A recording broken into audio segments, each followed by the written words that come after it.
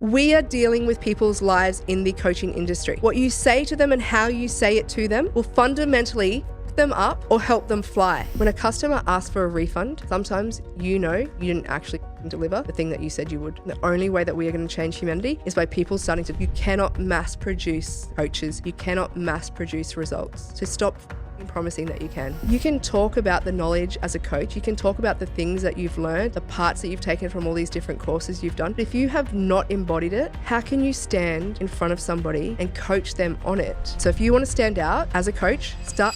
Welcome to Life by 8, your blueprint for designing your ultimate life. I'm Rebecca Grugan, your architect on this journey to building a life fully lived. Using our 8 Pillars to Human Wellness framework, we'll explore how to transform your everyday from ordinary to extraordinary. So let's go. Okay, sit down or walk, but either way, just buckle yourself in because I am going to talk about the fucking coaching industry, right? So, for the last decade, the demand and growth in the coaching industry has been absolutely exponential. In Australia, it's currently, in 2023, it was valued at $3.6 billion. I know, that is quite a lot of money for a relatively new industry, right? So, what I want to talk about, though, is all the fucking bullshit. Because if you've been looking for one or you've hired one or you are one, there's probably things that you agree with and disagree with. And if you disagree with most of the things I say today, fucking you're welcome. And though, if you agree with me, please let me know below your thoughts because this is how we make change. This is how we make transformation, is when we start to actually speak on the bullshit. When we speak about the elephant in the room, we actually start to make change for humanity because coaches are needed, right? So that we need more coaching, we need more mentoring, we need more humans supporting humans. As we move to an oversupply, so this means that there's more coaches than willing clients to pay. This is when an industry becomes ripe for disruption. Because the thing is, right, is that what happens when you have people coming out of a $17 online course with a coaching certification? Or people going into a personal development training room and coming out going, I can be a coach too, even though that wasn't their intention when they went in. What happens when this happens on a scale is that governments start to pay attention because they have to, because you start to have people whose mental well-being is affected, where psychological safety is actually at risk, where there's people who are coming out of these trainings. I have seen it for myself firsthand. They come out of this training and a number of weeks later are fucking suicidal because they don't think that they are good enough. They were told they could be something. They were made a promise, a generalized blanket promise that if they just did this next course, if they just did this next thing, then you'll get to be just like me. Why the fuck does anyone want to be just like somebody else? First up. But the government and regulation starts to have to become required because the industry cannot come up with the rules and the safety itself. There are cowboys in this world, in the wild, wild west of personal development, as it is in Web3, which I'll speak on later, right? Anything that is new, anything that is growing exponentially, where there is no regulation, there will be people who get fucked over. The thing that I struggle with, and yes, it's a choice to struggle with this, but I have been trying to find the fucking answer, is we are dealing with people's lives in the coaching industry. The work that you are doing with somebody will either make or break them. What you say to them and how you say it to them will fundamentally fuck them up or help them fly. And when you think and feel like you've made them fly, it feels great for you, doesn't it? So for many coaches, they're coaching for the external validation they get for themselves that they helped somebody. Yes, I get that too. It's great. But fundamentally, it has to be about the other person, not you. The more that you say no as a coach to clients who are not for you at that time, that is not right and you're living in alignment, great. But if you're saying yes to everyone because of the money and this promise that you make that you can help everybody, it is eventually going to fuck somebody over because you cannot deliver effective coaching, individualized on scale with just you. So stop promising everybody that if they just did what you did, they could be like you too, because you set people up for failure. And even though in NLP we talk about there's no such thing as failure is only feedback. Great. Well, those failures that you're getting, can you please start taking that feedback on?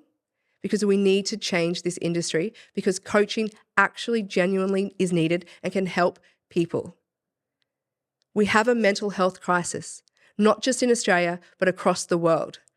There are not enough people becoming psychologists or therapists. Universities are not able to keep up with the changes that's needed in the curriculum to make sure that people are coming out qualified or with the information. They can't. It's the same shit that they're talking about from 60 years ago, 40 years ago. And that's why coaching is so effective, because you can use somatic work, things like breath work, knowing that it's a bottom-up approach rather than from the head down, which a lot of traditional talk therapies do. Coaching can be fucking beautiful and transformative. And there is an absolute need for high-quality coaching and mentors.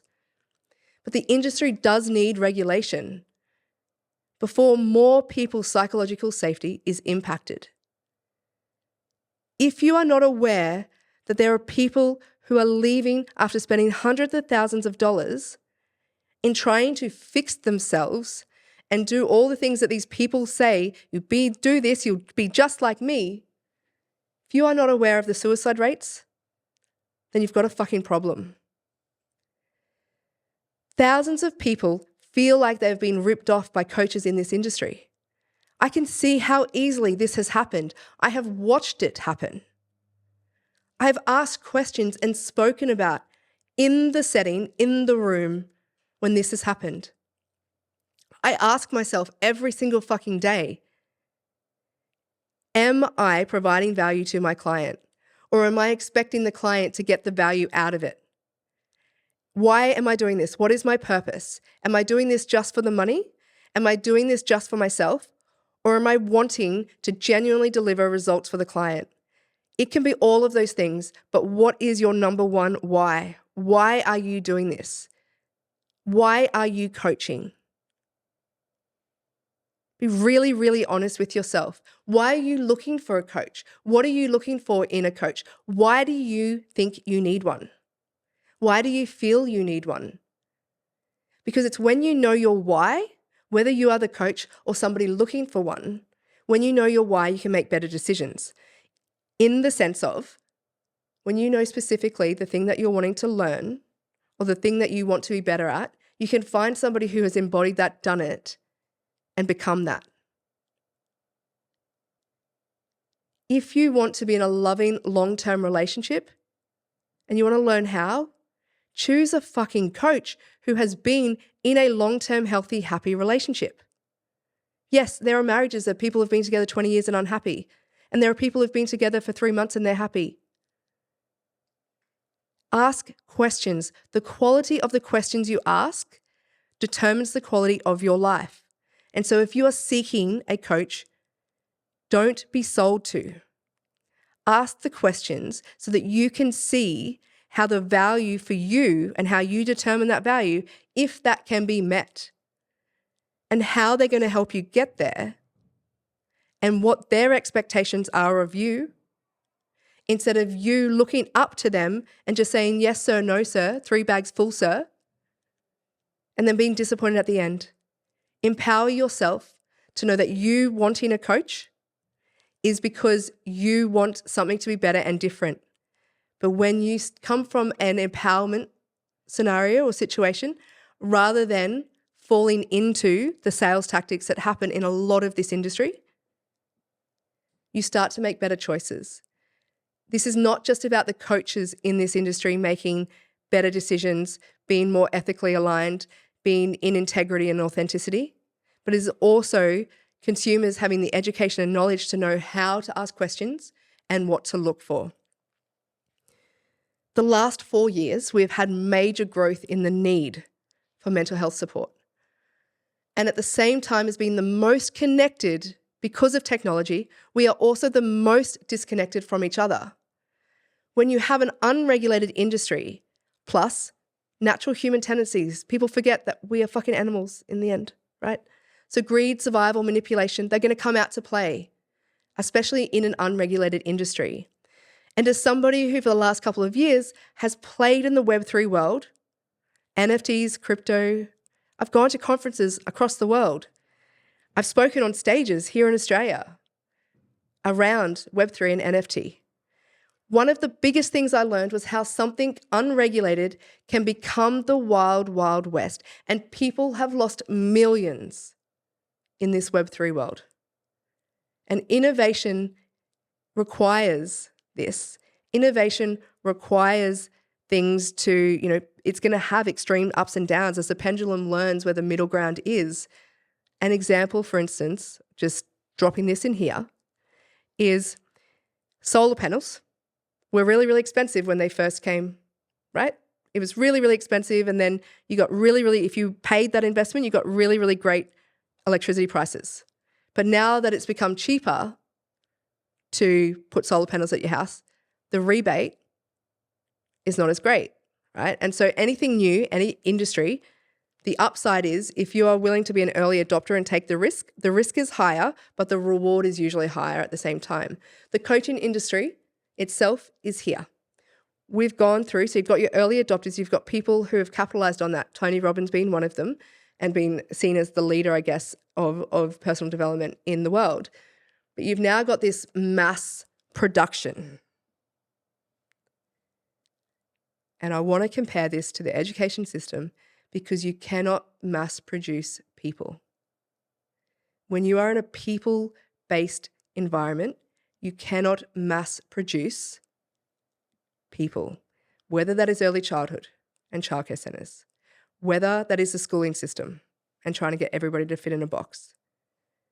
Coaching is a people-to-people business, and for it to be effective, you cannot mass produce coaches. You cannot mass produce results. So stop fucking promising that you can. Start getting real, because what we want as humans and what we need for our next evolution is truth, is authenticity, is integrity, and fucking trust. That disconnection that we've had where we have felt so connected on socials, yet we can be in a room of 100 people and feel the most disconnected than we've ever in our life. Trust is what we need. Trust in other humans. Because as a herd animal, we operate, we grow in a herd, not in our own silo, not on our own. Evolution has got us to a point, yes, where our nervous system gets fucked over when the aircon doesn't work. We get so wound up that it's so hot and I'm sweating, right? That's not the truth of where I am right now. But what I'm getting at is instead of your nervous system just being fucked for a second when you're being chased by a lion, you're now getting fucked by an aircon not working or somebody cutting you off in traffic. And the reason that I want to bring this into play is because this broken feeling, this disconnection, whether you're an internal or an external energetically, you're viewing yourself as not enough. You're viewing yourself as broken and you are looking outside of yourself for the answers. The reason effective coaching happens when it's great coaches is because they're able to tailor and ask questions to meet your individual needs, you as an individual. But if somebody is promising you and 100 or 1,000 other people the same results from the same thing, we've got a problem. Because you actually have to be set up. You actually have to have a foundation that is strong. Your nervous system needs to be able to cope with the questions or the content or whatever's being put in front of you. And if we can look at the personal development journey as the same as the education system, you go through a journey where you need to be able to intellectualize part of a concept. So whether that's, where I'm not good enough can come from, where in your childhood that might have been, or, for instance, addition before subtraction. You need to know the thing before the thing. So you'll have this intellectualized knowledge, then you can embody that and then move on to the next concept. And so a lot of people who are new to personal development and starting their journey, they're going into a room where there's lots of other people and they get caught up in the fear of missing out, FOMO. And I speak into values levels a lot, and I don't expect you to be able to make sense of it straight up. I do offer a course on values levels. Yeah, I know. I'm fucking selling to you while I'm talking about this, right? But I know it's of value. But when you can understand values levels and the difference between 3 and 5, you'll realize that in that room, when there's hundreds of people, that because you don't think you're good enough, you'll make decisions and say yes to things that don't feel right for you. Because that's how people sell. That's how it can feel that it's not aligned. Sales doesn't have to be scary, and sales doesn't have to be wrong and rude and gross and yuck. Allowing yourself to be sold to, it's okay. You can be curious, because the thing is that we are a herd animal, right? So we need other people. And the way in which we get to be the person we want to become faster is by allowing other people to help us. Not just asking for help, but also looking for it. So looking for people who will sell something to you that you need. Sales can become healthy when you know enough about yourself to say yes or no based off of knowing, based off of trust. And the problem we have in the coaching industry is that we have so many people who have only just started their journey coming out with a certificate that tells them they're a coach, yet they haven't done the work on themselves to know themselves enough to know when to say no to somebody and when to say yes to somebody. And they're so caught up in survival that they say yes to everybody, even when they know they are not the right person to serve that person. And these are the things that we need to fix in this industry for all of humanity, not just your business, not just so that you stop wasting money in investing in coaches. Investing in yourself will be the best investment you ever make. But if you can start investing in yourself from a place of knowing rather than hoping, you're going to shift everything. And this is how disruption occurs. Because people are already realizing what makes a high quality coach. And a high quality coach comes from somebody who has wisdom from lived experiences, integrity, the ability to communicate in a way that suits you and meets your needs. So they're able to basically break down a concept and translate it to, say, a 10-year-old, rather than using big words to make themselves sound more smart, more exciting. So their ability to communicate is really important. And also that willingness to say no to the money when they know the alignment is not right. And it is this critical piece that is going to be what shifts this industry, is when great coaches start saying no more than they say yes, so that they can actually be in alignment with their coaching and with their clients. Those clients get the results. That's when this industry changes. An example of this, of not being embodied, is when you have a coach who's just moved out of their parents' home and they're 18. It's the first time they've ever coached, and they're coaching you on a career transition, say to retirement. It has a higher chance of being a waste of money rather than a success. I said a higher chance of being a waste. Doesn't mean that's definitely going to be, right? But I hear a lot of people say, I'm a parent and I've got kids. I want a coach who's got kids. I want to be healthy, so I don't want to hire a coach who's fat. Cool. The thing is, right, is that there's a reality to all of this. Having a coach you on parenting when they've never had children is an example of potential misalignment. And the rates of perceived failure occurs more often than not. Relationship coaching is a really, really big one that's out there at the moment, where you've got people selling you relationship coaching who've never been in a healthy, long-term fucking relationship. Like, it's an actual problem. You can talk about the knowledge as a coach. You can talk about the things that you've learned and the parts that you've taken from all these different courses you've done. But if you have not embodied it, how can you stand in front of somebody and coach them on it when you don't know what it actually fucking feels like or what it takes?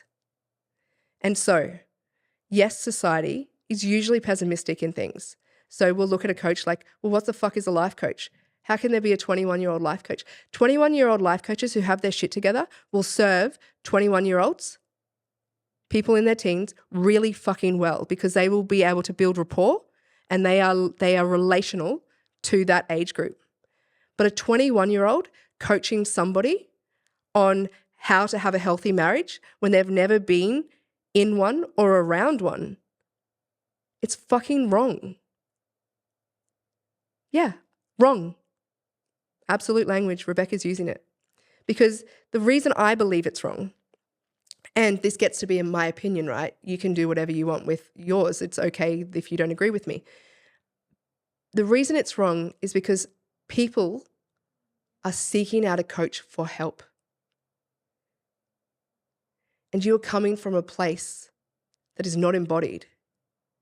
You are just regurgitating knowledge and taking money for it from a place where it's not embodied. And you are ripping those people off. I don't give a fuck what anybody says. You actually are. If you are a business coach, you're claiming to be a business coach just because, people with money in businesses tend to spend more money than the individual person. If you are a business coach and you've never built a fucking business, how the fuck do you guide somebody on something you haven't done yourself? Actually, do you know what it's like to be under a desk and not be able to fucking pay payroll? Do you? Do you know what it's like to be spending 18 hours in front of the fucking computer and your wife wanting to leave you because you're never home? Or the sacrifices that you make by not being out with your friends at their 21st birthdays? Like, these are all choices, right? But just because you built a business, and I'm putting that in fucking brackets because you might have built where you can earn enough from a salary. You've built yourself a job. But if you have not built a business that has products or services, has a team that person has to lead, you are not a fucking business coach. Stop trying to be something for yourself. Get really real about the reasons why you're doing it, because it's this embodiment. This is what's happening. This is what is going to transform this industry, is that the people who truly embody the things that they talk about are going to be able to get past the shiny object syndrome shit that the last decade has had on this growth. So humanity needs coaches, but we're also fucking waking up. And so people who are looking for coaches, they're getting smarter, because there's people like me who are starting to talk about the elephants in the fucking room so that people can actually have the education to know what to look for in a coach. And I am somebody who says no. There are people I say no to. And sometimes I question myself. I know that I could help them, but not with where they are right now, or not in the thing that they're coming with me for, because I haven't embodied that yet. And maybe I won't. But the thing is, I'm willing to say no to money, because this is not about the money. This is actually about the impact that I want to have on the world and on people, from first breath to last. And so I believe completely in the Life by 8 framework and the Life by 8. People can take that curriculum and DIY it themselves. And the solutions that I have and I'm creating are for everybody, whether you have fuck all money or you are super rich, whatever it is, there will be something for you. But the reason for that is because I want everybody, no matter where they're at, to have access to changing their life, to have education that helps them design a life that gets them out of survival and into thriving. Because that is what the fucking coaching industry should be doing. That is what we are here for, to help people get to where they want to be.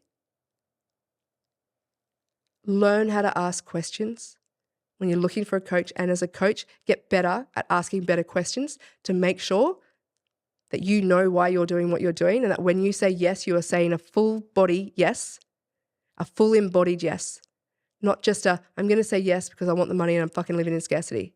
Because you're going to fuck shit up for you long term and for the people that you work with when you are saying yes when you know you should be saying no. So I know it's been a bit of a rant, right?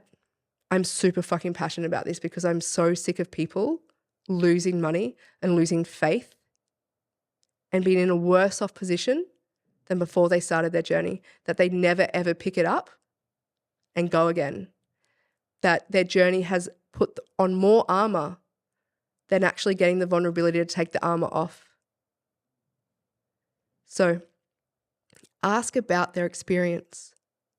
Ask the coach, what is it? How have you done this before? What would you think for me? What do you think we would do? How would we get to the outcome? What is the solution? It is your responsibility to do your due diligence and to ask the questions rather than to be sold to.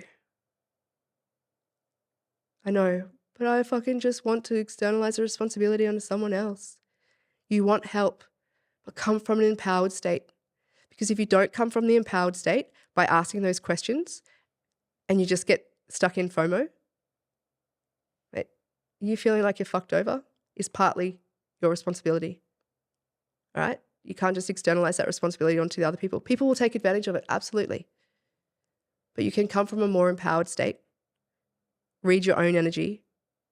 Read theirs, and how is their energy going to help yours and serve you rather than drain you? How is it going to put you into a more energy-rich state? The innovation comes from people demanding that value rather than being expected to pull the value completely out themselves. An example of this, you could buy a fucking vacuum from Kmart. That's $100. It is not going to clean as well as a Dyson. That might be $1,000. Like, it's actual fact. It's not just the ads that they do on TV when they put the fake dirt on the fucking thing and they do the example. When you actually have tested both of those, you could see the quality is there, right? So there's a known value. The thing is, though, is that what happens in the coaching industry is not what happens everywhere else. In the coaching industry, though, we are now getting to the point of a known value proposition. As in, there is an expected standard and a settling of the pendulum.